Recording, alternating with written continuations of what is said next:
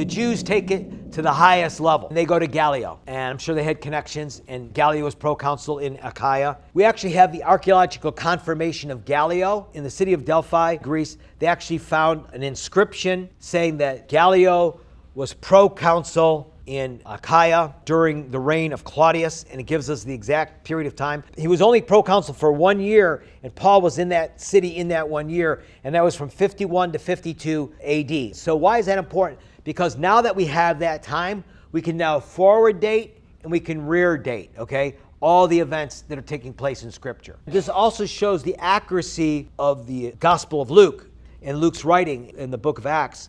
The Jews made a united attack on Paul and brought him before the tribunal. Paul's standing before Gallio, the proconsul. He has the power to sentence Paul to death. Jesus is telling him, don't worry, Paul, no one's going to harm you. And he also says, I have many people in the city. A lot of people were going to come to the Lord yet. The Jews come before Gallio and they say, this man is persuading the people to worship God contrary to the law.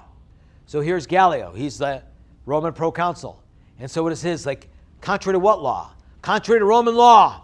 The Jews also were kind of an acceptable religion, and so Christianity was seen as a part of Judaism.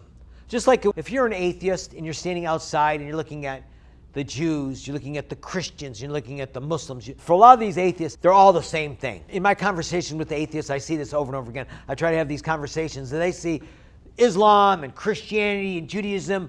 It's all part of the same deal. To them, it's not like you guys are all nuts. The Roman proconsul the same way. He goes, it's all the same thing. Why are you bothering me with this? And so this is what happens. So when Paul was about to open his mouth, Gallio said to the Jews, Paul didn't even have to say anything. Again, this is Jesus letting Paul know, I'm in control here, Paul. Just relax. No one's going to harm you, okay?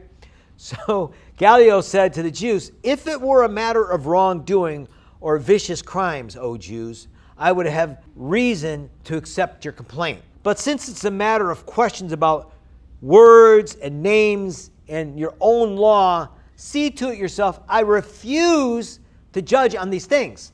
Basically saying, I don't care about this. This is not my issue. This is your problem. And so what happened?